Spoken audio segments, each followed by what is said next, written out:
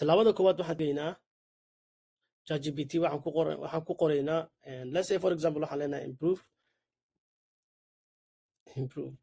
improve this prompt, right?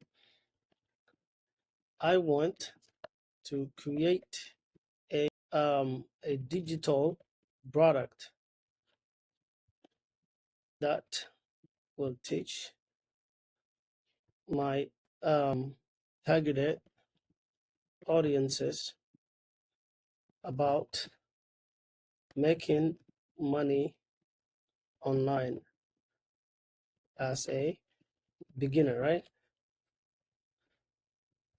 Marka my audience gaala u sheegaysaa cidda ay tahay. My audience are, let's say, Somali diaspora who wants to make money online, right? So marka and idea una siinaya what kind of like prompt aan gelin lahayn ama waxaan u sheegi lahayn, right? So marka let's say wuxuu soo qoray this is the correct prompt inaa gelis laga rabo. I want to create a friendly digital product that teaches the Somali diaspora how to start making money online. The product should be easy to understand, cultural relevant, and focused on practical step-by-step strategies that requires a little to no upfront investment. So it should help them overcome common barriers like lack of tech skills, language, and startup capital. Guide them toward realistic income opportunities. So marka this is the next idea naga rabo ChatGPT, right?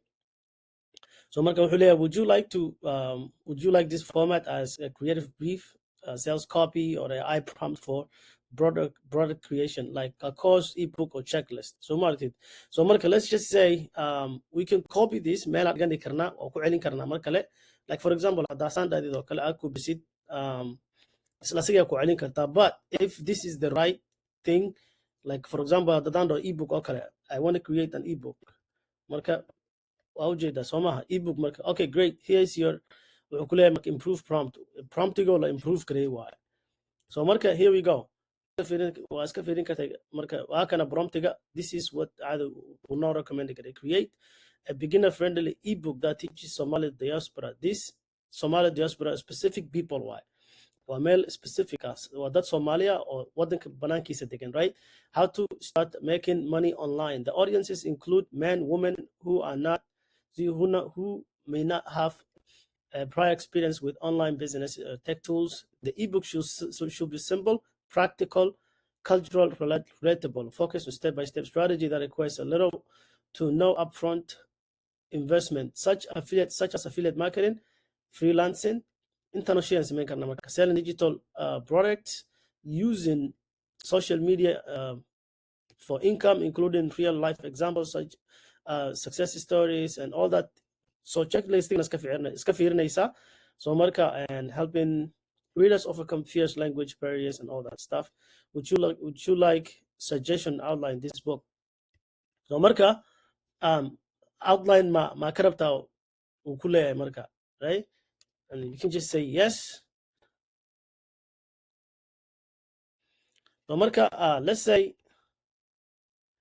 marka buugga magaciisa, this is the outline waxa waaye hobigii iyo waxyaalihi aan ka hadli lahayn buugga sidii loo qor lahaa. Already one click uu ku soo saaray, right?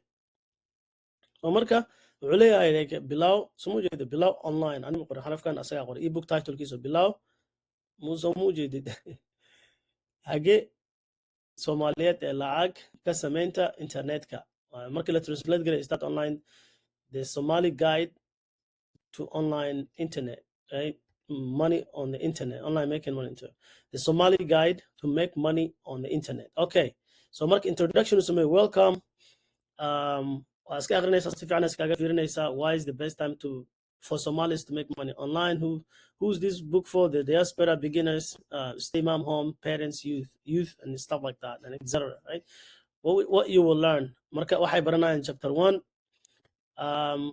fahamka fursadaha online-ka oo kale, and then qaabka lacag loo sameeyo ama qaabka aad u baahan tahay oo muhiim tools ah, and affiliate marketing, freelancing, alaabta digitalka ah, right? So marka waxaas dhan ku weydiin, would you like me to write? I'm gonna wax baan ka bedelaya. No, I want to create um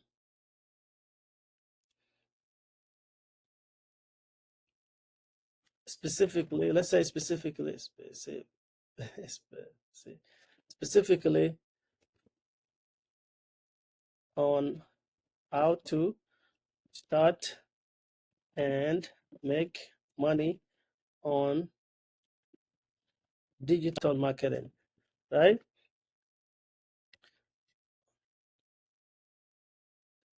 I want to create an ebook on specifically how to create on specifically to how to start and make money digital marketing. Okay, here we go. Okay, perfect. You mentioned it. Marka, you narrow it down. Hoos au dhigtay, you know, target kaagan waa. So marka ebook waxa waa digital marketing bilowgiisa sida Soomaalida bahalkan ay iga saaran. Let's see haddaan kor u qaadi karo. Yeah, ugu bilaabi karaan kasbashada lacag online. So marka this is digital marketing. Waa maxay? Maxaa laga wadaa digital marketing? This is what digital marketing is. Fahamka asaaska digital marketing, 4 types of digital marketing. Content marketing, social media marketing, email marketing, affiliate marketing. Okay. Active, passive. Kala saaray. And then let's say, okay, qalabka iyo baraha loo baahan yahay. So tusaale ahaan waxaan ka wadaa qalabaantii waxa loo baahan yahay. For example, this kan hadda waa maxaa waaye waa waxay ka imaadeen maskaxdiisa, all these things maskaxdiisa ka imaad because anaa isticmaalaa. So marka linktree, beacon iyo waxyaalaha dhan anaa intuu hadda ka hor u isticmaalay. Affiliate marketing u suggest garanaya, so anaa isticmaala. So marka we need to inaa hagno waayo mar kale inaa ku celino. Would you like me to write a chapter 1 oo waxaas u dhahaya? Okay, please. So marka haddana waa inaa ku celiyaa mar kale, please.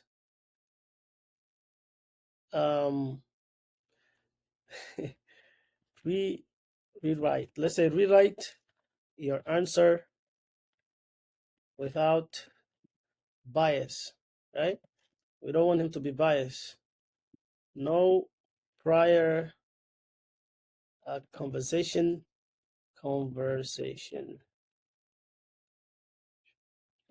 Or okay, please don't use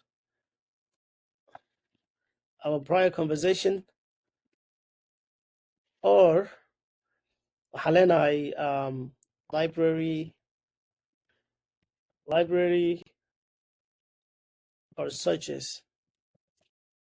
What is going on? Or such as. Okay. Suddenly, here's a clear, unbiased version of ebook titled Outline for Beginners How to Start Money Digital Marketing. Okay, with digital marketing. So beginner's guide to digital marketing, how to start digital marketing. Okay, here we go.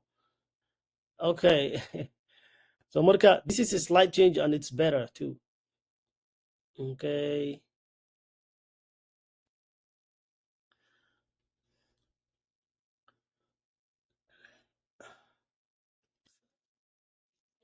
Please consider my target audience. Always prompting us is and then it teaches you. Absolutely. Okay, here we go. Okay, digital marketing for beginners, a simple guide for Somali diaspora to start earning online, right? So Marka, what's the digital marketing? Digital marketing, why digital marketing is a good opportunity for Somali and living in abroad. What this guide will help you. So understand digital marketing, basic concept to digital marketing and all those things, right? So chapter 2 na waxa waaye tools that they need. They need smartphone, computer, or computer, internet, email addresses, and blah blah. How to make money with affiliate marketing. What affiliate what affiliate marketing is, why it's a popular way to earn money, how to find products, and all those things, right? So selling digital products, that's one idea. That idea two, selling digital products, ebooks, templates, and courses, right? Here we go. Building your online presence, yeah. Okay, how to create helpful and interesting content in Somali or English. Sana iskaga fiirinaysa marka, I believe ilaa 10 chapters uu geynaya, waa iska fiirinaysa TikTok, YouTube, waxyaalahaas una fiirinaysa marka.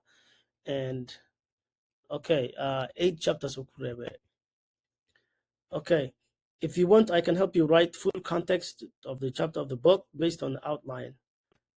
Please make it, you just say make it. I want it. Wow, the ebook to be, let's say like 10 chapters. Okay, 10 chapters. You don't have to copy exactly, but you get the gist, right? You get the idea.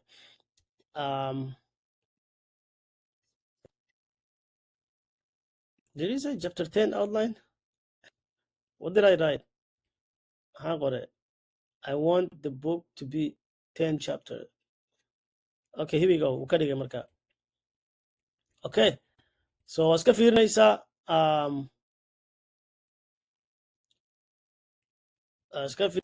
so for example chapter 1 okay, what's digital marketing?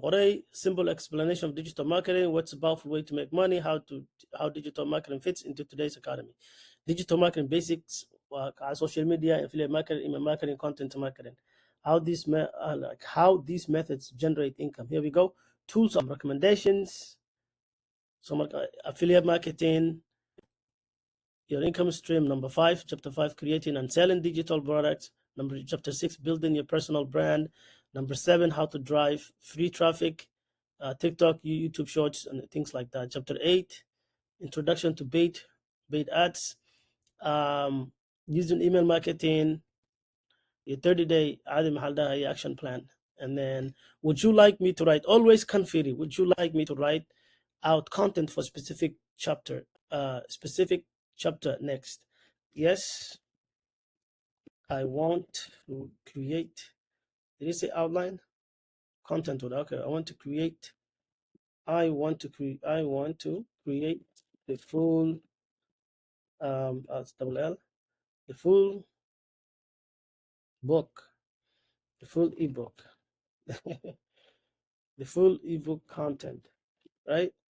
So marka, aim for 20 because I don't want to put in pictures and videos. If I put in 20, please aim up to 20. Let's say at 30 what can up to let's say 20 pages, right? Up to 20 pages, and we will use Canva to design our and finalize our ebook. I want to create the full ebook content. I want you. So Marka, I want you to create the full ebook content. Please aim up to 20 pages and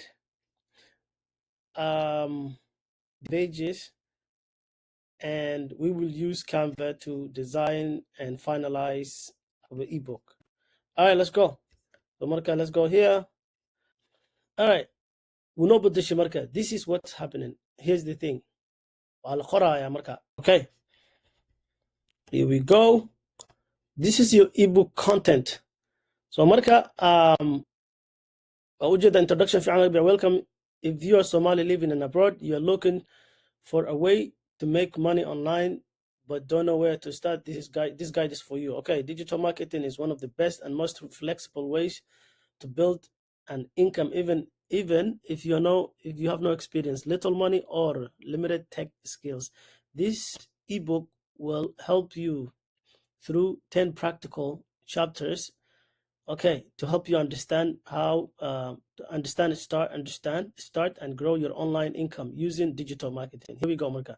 So digital marketing waxa waaye uu macneeyay digital marketing basics oo qofku u baahan yahay affiliate marketing by promoting other people's product, email marketing, building email list, waxyaalahaas oo kale waaye.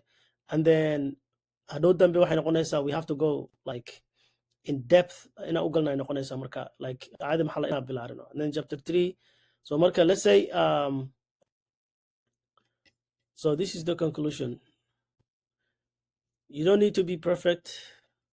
You don't need to be perfect to start. Just to start, digital marketing is not only skills, it's really a real path to a financial freedom. This guide gives you the foundation and it's your turn to take action. Keep learning, stay consistent. And this is just like